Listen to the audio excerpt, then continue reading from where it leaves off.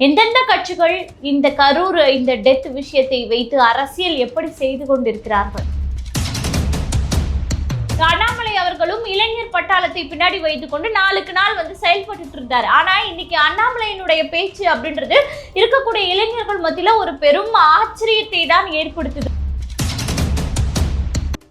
மீட்டெடுத்து கொண்டு அவர்களை தன் பக்கம் இழுத்துக்கொள்ளும். இப்ப அப்படித்தானே எடப்பாடி அவர்களோடு கூட்டணி வைத்திருக்காங்க. அதே மாதிரி விஜய் அவர்களுக்கு ஆதரவாக குரல் கொடுப்பது போன்று அவருக்கு ஒரு செக் வைத்து நான் உங்களை காப்பாற்றினா எங்களுடன் இந்த 2026 தேர்தலில் கூட்டணி வைக்க தயாரா,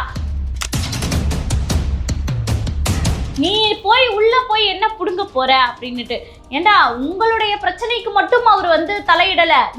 அதாவது தமிழகத்தில் நடக்கிற பல பிரச்சனைகளுக்கு குரல் கொடுக்கக்கூடிய ஒரு கட்சியாக தான் நாம் தமிழர் கட்சி இருக்கு. அப்ப அந்த மாதிரி வேலையெல்லாம் செய்யக்கூடியதற்கு ஒரு தலைவன் தானே ஒரு இருக்கக்கூடிய தொண்டர்களுக்கு வழிகாட்டியாக இருக்கணும். அப்போ அந்த கொள்கை கூட்டத்திற்கும் இந்த ரசிக கூட்டத்திற்கும் வித்தியாசம் உங்களுக்கு இப்போ புரியும் அப்படின்னு நினைக்கிறேன்.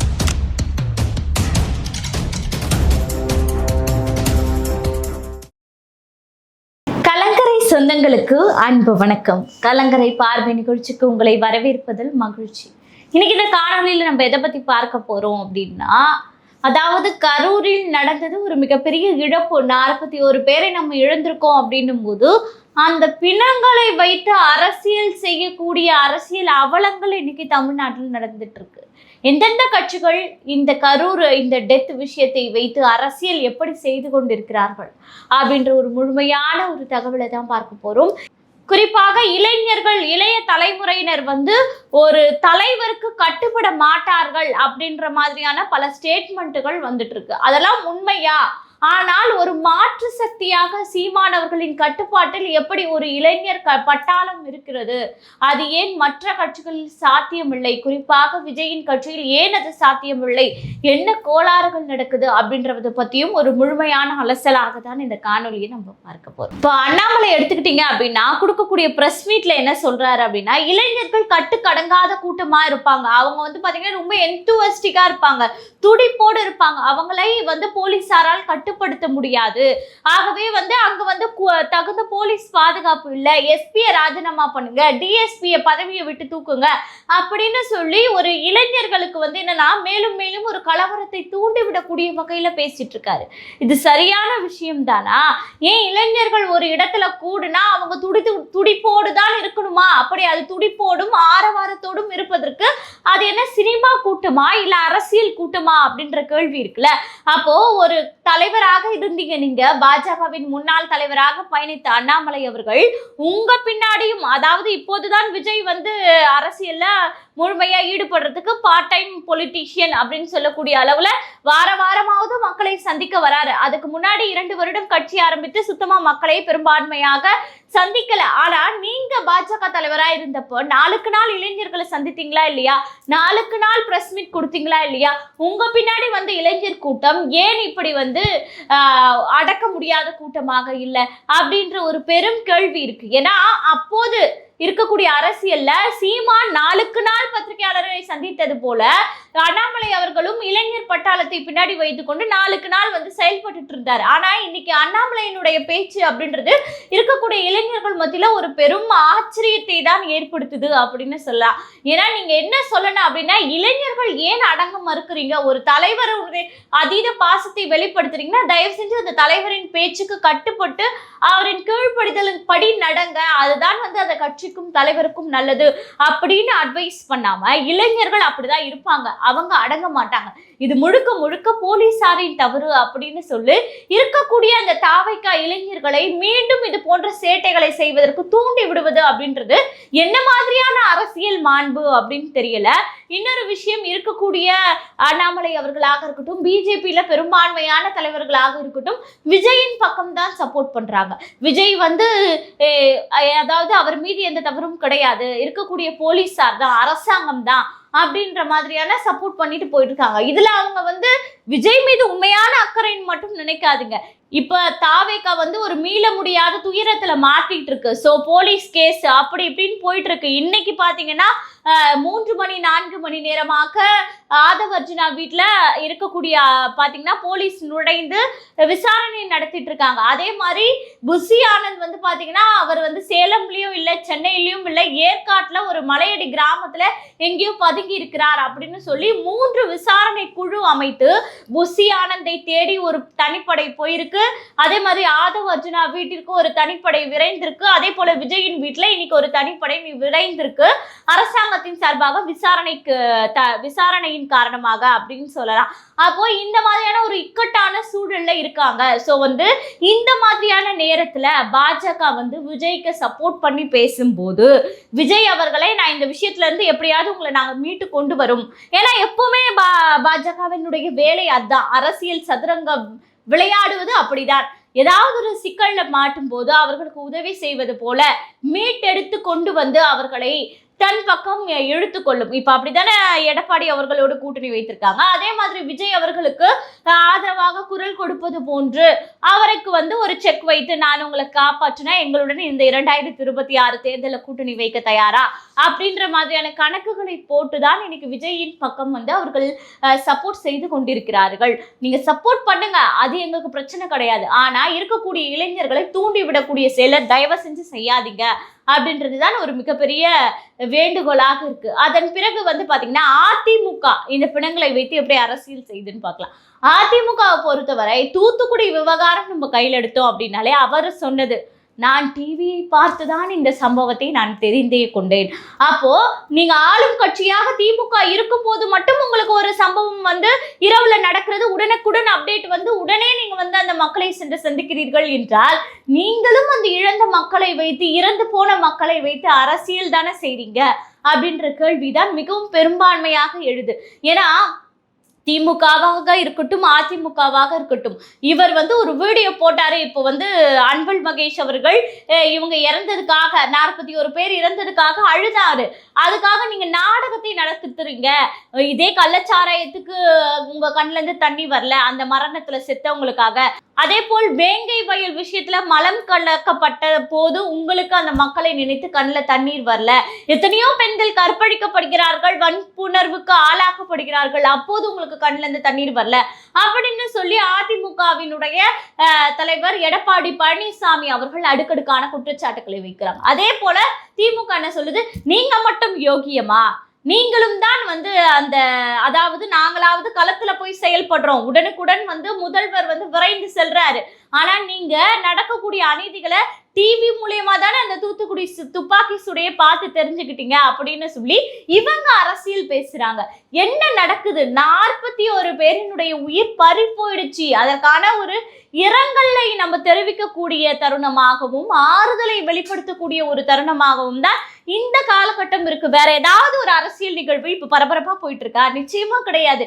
எல்லாமே கரூர் அந்த 41 பேரின் மரணம் மட்டுமே தான் இன்னைக்கு வந்து பாத்தீங்கன்னா பரபரப்பான ஒரு அரசியல் செய்தியாக போயிட்டு இருக்கு. அப்படி இருக்கும்போது அதிமுகவும் என்ன பண்றாங்க, இந்த 41 பேரை வைத்து உடனடியாக களத்துக்கு சென்று இபிஎஸ் அவர்கள் பார்வையிடுகிறார். முன்னாள் அமைச்சர்கள் எல்லாமே வந்து அந்த இறந்தவர்களின் உடலுக்கு அஞ்சலி செலுத்துறாங்க, அவங்க குடும்பத்தை பாக்குறாங்க, அந்த மாதிரியான வேலைகளை செய்யறாங்க. ஏன் இதே உள்துறை வரைக்கும் போயிட்டு அங்கிருந்து மத்திய அரசிடம் இருந்து நிர்மலா சீதாராமன் அவர்களும் வந்து இங்க வந்து தமிழ்நாட்டுல வந்து பார்வையிடுறாங்க. இந்த அளவுக்கு இந்த 41 பேரின் இறப்பை வைத்து இவர்கள் செய்யக்கூடிய அரசியலை நினைத்தால் நிச்சயமாக ஒரு பரிதாபமாக தான் இருக்கு. உங்களுக்கு உண்மையான மக்கள் மீது அக்கறை என்பது கிடையாது. இந்த நேரத்துல அரசியலுக்கு அதாவது தேர்தலுக்கு இன்னும் 6 மாத காலங்களே இருக்கக்கூடிய இந்த நேரத்துல இப்படி வந்து ஒரு இறப்பு மிகப்பெரிய இறப்பு ஏற்பட்டிருக்குன்னா அந்த இறப்பை பயன்படுத்தி நாங்களும் வந்து பார்த்தோம், அதனால நாங்களும் காசு கொடுக்குறோம் அப்படின்னு அந்த மக்களுக்கு ஆறுதல் சொன்னோம் அப்படின்னு ஒரு பெயர் வாங்குவதற்காக நீங்க வந்து இப்படி எல்லாம் செய்வது அப்படின்றது ஒரு முட்டாள்தனமான அரசியலாக தான் நாங்க பார்க்கக்கூடிய ஒரு மனநிலையில மக்களாகி நாங்கள் இருக்கிறோம் அப்படின்னே சொல்லலாம். இன்னொன்னு நீங்க கேட்கலாம், ஏன் சீமான் அவர்கள் வந்து அரசியல் செய்யலையா அப்படிங்க. சீமான் அவர்கள் இந்த ஒரு இறப்புக்கு மட்டும்தான் போய் பார்த்தாரு, வேற எதுக்குமே அவர் போனதில்லை அப்படின்னு சொல்ல முடியுமா? நீங்க காணொளி பார்க்கிற ஒவ்வொருவரும் மனசாட்சி தொட்டு பேசுங்க. எல்லா இறப்புகளுக்கும், எல்லா அரசியல் சார்ந்த பிரச்சனைகளுக்கும், எல்லா மக்களின் பிரச்சனைகளுக்கும் உடனுக்குடன் களத்துல போயிட்டு என்ன நடக்குது, ஏன் இப்படி நடக்குது, இந்த மக்களுக்காக ஆதரவாக நிற்கணும் அப்படின்னு சொல்லி களத்துல போய் நிக்கிறாரு. ஆனா இன்னைக்கு வந்து பாத்தீங்கன்னா டிவிகேவை சேர்ந்தவர்கள் சீமான் அவர்கள் மருத்துவமனைக்கு சென்ற போது அவரை வந்து அந்த பேஷண்ட்டுகளை பார்க்க விடாமல் தடுத்தாங்க. நீ போய் உள்ள போய் என்ன புடுங்க போற அப்படின்னுட்டு. ஏண்டா உங்களுடைய பிரச்சனைக்கு மட்டும் அவர் வந்து தலையிடல. அதாவது தமிழகத்தில் நடக்கிற பல பிரச்சனைகளுக்கு குரல் கொடுக்கக்கூடிய ஒரு கட்சியாக தான் நாம் தமிழர் கட்சி இருக்கு. அப்போ நீங்க என்ன சொல்றீங்க? டிவிகே சார்பாக எங்களுடைய கூட்டத்துல சதி நடந்துச்சு, அதுக்கு செந்தில் பாலாஜி முக்கிய அமைச்சர் தான் காரணம்னு பழி சொல்லக்கூடிய நீங்க திமுக வந்து பார்க்கும் போது செந்தில் பாலாஜி வந்து பாக்குறாரு, அன்பில் மகேஷ் வந்து பாக்குறாரு, முதல்வர் வந்து பாக்குறாரு, துணை முதல்வர் வந்து பாக்குறாரு. அப்போதெல்லாம் அனுமதித்த நீங்கள் நாம் தமிழர் கட்சியை சேர்ந்த சீமான் அவர்கள் கரூர்ல இருக்கக்கூடிய அந்த ஹாஸ்பிட்டல் அனுமதிக்கப்பட்டிருக்கக்கூடிய அந்த நபர்களை பார்க்கும்போது நீ உள்ள போய் என்ன புடுங்க போற அப்படின்னு கேட்டா டிவிகே தொண்டர்களினுடைய மனநிலை எப்படி இருக்கு அப்படின்னு பாருங்களேன். இன்னொரு உதாரணம் என்னன்னா, சீமான் அவர்கள் பின்னாடியும் ஒரு மிகப்பெரிய இளைஞர் கூட்டம் இருக்கு அப்படின்னே சொல்லலாம். சரி விடுங்க, நீங்க சொல்றது போல உங்களுடன் அதாவது விஜய் நின்றால் ஒரு 50,000 பேர் கூடுவாங்கன்னா சீமான் அவர்கள் நின்னா ஒரு 10,000 பேராவது கூடுவாங்க. அந்த 10,000 பேர்ல கிட்டத்தட்ட ஒரு 7,000 பேர் இளைஞர்களா இருப்பாங்க. அப்ப அந்த இளைஞர்கள் என்னைக்காவது ஓடி போய் முன்னாடி போய் விழுந்து அவரோட டயர்ல போய் விழுந்து அவருடைய கட்சிக்கே பேராபத்து வரக்கூடிய அளவுல நடந்துக்கிறாங்களா? அந்த ஒழுக்கம், அந்த இராணுவ கட்டுப்பாடு அது எங்க இருந்து வருது? அந்த இளைஞர்களும் இதே தமிழ்நாட்டுல இருக்கக்கூடிய இளைஞர்கள் தான், அந்த இளைஞர்களும் இதே தமிழ் மக்கள் தானே. அப்ப அவங்களுக்கு இருக்கக்கூடிய அந்த பொறுப்புணர்வு ஏன் உங்களுக்கு இல்லை அப்படின்ற கேள்வி இருக்குல்ல. கிட்டத்தட்ட ஒரு ரசிக மனப்பான்மை அப்படின்றது நம்மளுடைய தமிழ்நாட்டு அரசியல்ல தொடர்ந்து கொண்டே இருக்கு அப்படின்னு பார்க்கலாம். நம்ம எம்ஜிஆர் காலத்துல எடுத்துக்கோங்களேன். எம்ஜிஆரும் ஒரு நடிகராக இருந்துதான் அரசியலுக்கு வந்தார். ஆனா அவருக்கு ஏன் இத்தகைய பிரச்சனைகள் வரல அப்படின்னு பாத்தீங்கன்னா, எம்ஜிஆர் அவர்கள் நடித்து கொண்டிருக்கும் போதே பாத்தீங்கன்னா பல கட்சி மேடைகள்ல முதல்ல பேசுவாரு, தொண்டர்களை சந்திப்பாரு, அந்த கட்சியில பல காலம் பயணித்தாரு. அன்னைக்கு திமுகன்னு ஒரு கட்சி இன்னைக்கு 70 வருட காலமாக நீண்டு நெடிய கட்சியாக இருக்கிறது அப்படின்றால் அதற்கு ஒரு பிரதான ஒரு ஆளாக வந்து பாத்தீங்கன்னா எம்ஜிஆர் அவர்கள் தான் இருந்தார். ஆகவே வந்து பாத்தீங்கன்னா தன்னுடைய படங்கள்ல கூட அவர் திமுக கரை வேட்டி கட்டி அரசியலை பரப்பக்கூடிய முயற்சியில எல்லாம் ஈடுபட்டாரு.